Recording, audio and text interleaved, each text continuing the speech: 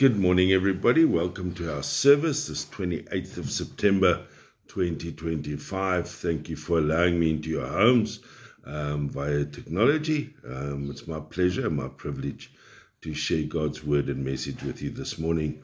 And I pray that the Lord bless and keep us and make his face to shine upon us. Our call to worship this morning is taken from Psalm 143. O Lord, hear my prayer. Listen to my cry for mercy. In your faithfulness and righteousness, come to my relief. Do not bring your servant into judgment, for no one living is righteous before you. For your name's sake, O Lord, preserve my life. In your righteousness, bring me out of trouble. In your unfailing love, silence my enemies. Destroy all my foes, for I am your servant. Amen. Let us pray. Father God, we gather in your presence this morning to worship you, to bless you, to honor you, to glorify you. So, Lord, thank you that we can. Thank you that we can send your message out all over the world via technology. Thank you that for those that are bedridden and stuck at home, that cannot get to churches, that we can still bring your word and your message. So, Lord, thank you for the privilege. Guide us and lead us this morning. Forgive us, cleanse us by the blood of the Lamb. Restore us, make us whole, so that we may receive the fullness of what you have for us today. Guide us and lead us, Lord. Inspire us this morning, we pray. In Jesus' name, amen. We have two readings today. The first is from Amos chapter 6. Verses 1 and then 4 to 7. Amos 6, 1 and then 4 to 7. Woe to you who are complacent in Zion. Then from verse 4, you lie on beds inlaid with ivory and lounge on your couches. You dine on choice lambs and fattened calves. You strum away on your harps like David and improvise on musical instruments. You drink wine by the bowlful and you use the finest lotions, but you do not grieve over the ruin of Joseph. Therefore, you will be among the first to go into exile. Your feasting and lounging will end. We then turn to 1 Timothy chapter 6. 1 Timothy chapter 6, verses 6 to 19. But godliness with contentment is great gain. For we brought nothing into the world, and we can take nothing out of it. But if we have food and clothing, we will be content with that. People who want to get rich fall into temptation and a trap, and into many foolish and harmful desires that plunge men into ruin and destruction. For love of money is the root of all kinds of evil. Some people eager for money have wandered from the faith and pierced themselves with many griefs. But you, man of God, flee from all this and pursue righteousness, godliness, faith, love, endurance, and gentleness. Fight the good fight of the faith. Take hold of the eternal life to which you were called when you made your good confession in the presence of many witnesses. In the sight of God, he gives life to everything, and of Christ Jesus, who, while testifying before Pontius Pilate, made the good confession. I charge you to keep this command without spot or blame until the appearing of our Lord Jesus Christ, which God will bring about in his own time. God, the blessed and only ruler, King of kings, Lord of lords, who alone is immortal and who lives in unapproachable light, whom no one has seen or can see, to him be honor and might forever. Amen. Command those who are rich in this present world not to be arrogant, nor to put their hope in wealth, which is so uncertain, but to put their hope in God, who richly provides us with everything for our enjoyment. Command them to do good, to be rich in good deeds, and to be generous and willing to share. In this way they will lay up a treasure for themselves as a firm foundation for the coming age, so that they may take hold of the life that is truly life. Amen. May the Lord bless those readings to us today. In Jesus' name, amen. The theme in a lot of ways is very similar to last week. The idea of doing the right thing, walking in righteousness, the money thing, the whole thing, the concept of heaven, being heavenly focused as opposed to being earthly bound. But as I sat down and I read the readings a couple of times just to get the feel for them, hear what God was saying, two words that really stuck out for me. The first is from the Amos reading, complacent, which by definition is feeling so satisfied with our own abilities or situation that you feel you do not need to try any harder. Marked by self-satisfaction, especially when accompanied by unawareness of the actual dangers or deficiencies. The second word was from the Timothy reading, contentment, which by definition is a happiness, satisfaction, often because you have everything you need. AI put it this way, it's weird, but anyway, AI said this, a state of peaceful inner satisfaction, happiness and ease of mind regarding one's current life situation and circumstances. It goes on and then attaches it to a spiritual connotation. It says, finding joy and satisfaction in what God provides rather than an endless desire for more. I like that. Finding joy and satisfaction in what God provides rather than in endless desire for more. Biblically, when it comes to complacency, there are so many passages that warn against it, but no more so than Revelation 3:15-16, the letters to the churches, where God says, I know your deeds, that you are neither cold nor hot. I wish you were either one or the other. So because you are lukewarm, neither hot nor cold, I am about to spit you out of my mouth. One writer says this about being lukewarm. He says, lukewarm signifies a lack of spiritual vitality and engagement, like lukewarm water that is useless for bathing or drinking. It lacks the purifying or refreshing qualities of hot or cold water. Quite a nice picture there. But one of the scariest warnings for me against complacency is found in Matthew 7:21-23.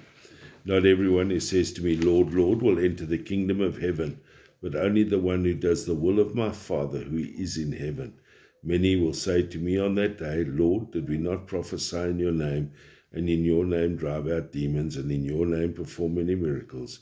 Then I will tell them plainly, I never knew you. Away from me, you evildoer. Sure.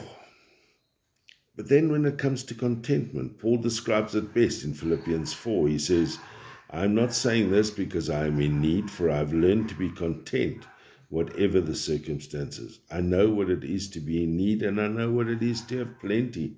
I've learned the secret of being content in any and every situation, whether well-fed or hungry, whether living in plenty or in want.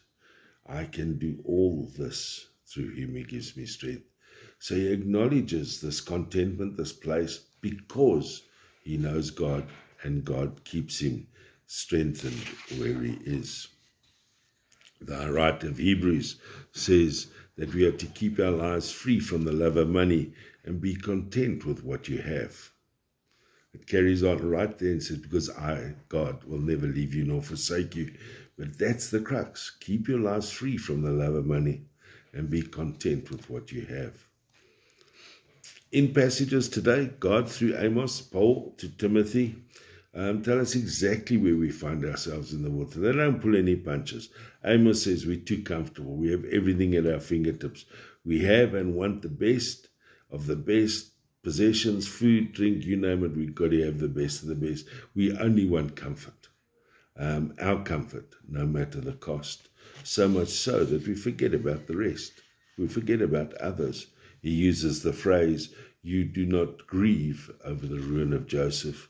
We are so overwhelmed today by information, good and bad, that it hardly calls us to respond. It's almost if it doesn't, if it doesn't affect me or mine, we just shrug our shoulders and move on. It's just the news. Amos is saying simply that we've lost our apathy. Paul says that our complacency comes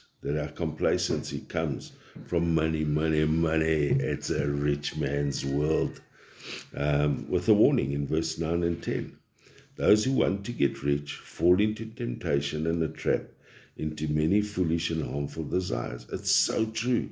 And that plunge people into ruin and destruction. So true. For the love of money is the root of all kinds of evil. Some people eager for money have wandered from the faith and pierced themselves with many griefs.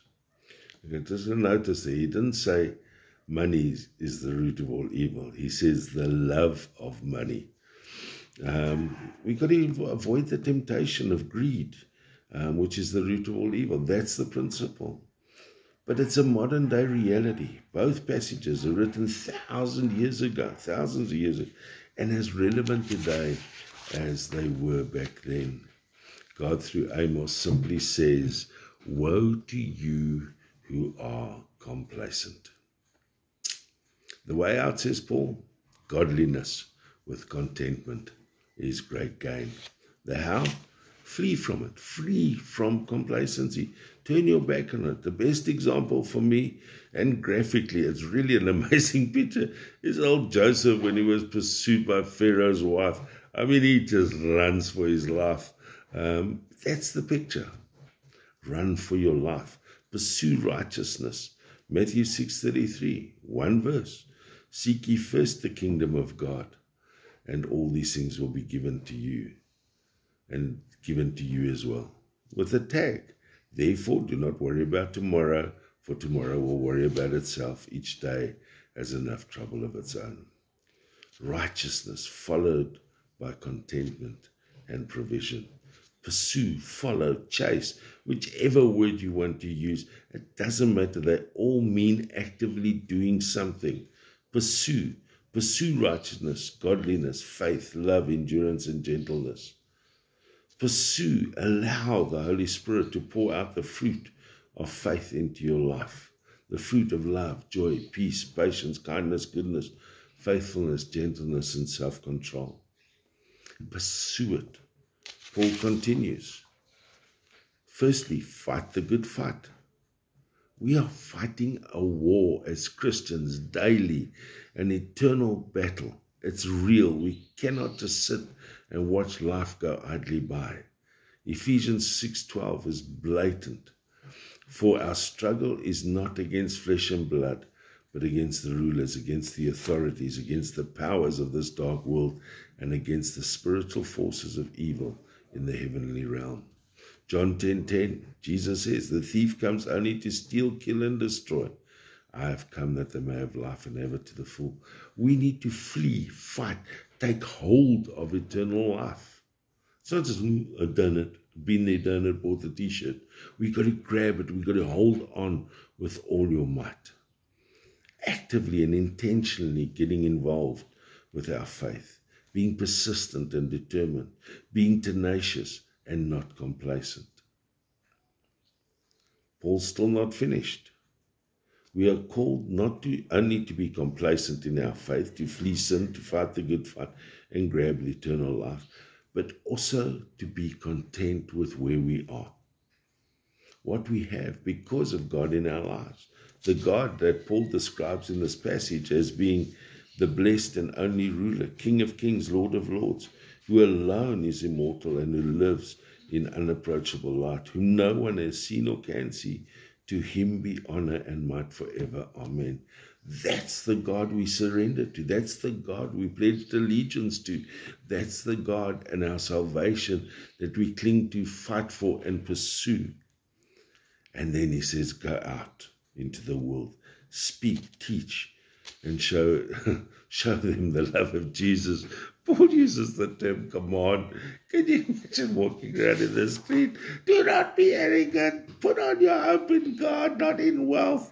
Put their hope in God. No, seriously. But Paul says to us, go and teach the world. Arrogance is not the way. Wealth is not the way.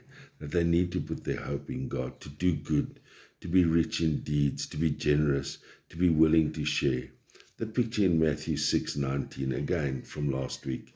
Do not store up for yourselves treasures on earth, where moths and vermin destroy, or where thieves break in and steal, but store up for yourself treasures in heaven, where the moths and vermin do not destroy, and where thieves do not break in and steal. For where your treasure is, there your heart will be also. That's the principle. That's what it's all about. In conclusion, 2 words: contentment and complacency. 2 questions. When it comes to our faith, are we complacent, lukewarm, just idling along? And how content are we with where we are right now? All of which ask the bigger question. When it comes to our walk with God, what does the world see? Are we leading the way? Are we salt and light? Are we commanding a viewing by the world? Are we putting ourselves out there? Amen. Let us pray. Lord, thank you for your word and message, your grace and your mercy. It's a rough word this morning. Because, Lord, if we're honest, we are complacent, we are comfortable, and definitely not content. We always want more, always more. Money, money, money. But, Lord, you're the provider of all things. And as Paul says, we just need to seek your righteousness. Seek you first. Put you first, and then. So, Lord, just guide us in this week. Let us look at our priorities. Let us look at where we are, and may we be a witness for you. We pray this in Jesus' name. Amen. Thank you for joining us this morning. It's been my pleasure and my privilege to share with you, to share the word of God with you. And I just pray that he spoke loudly this morning into our lives. So thank you again, and now say to us all, now may the grace of the Lord Jesus Christ, the love of God, and the fellowship of the Holy Spirit be with us all, both now and forevermore. Amen. Go in peace to love God's world.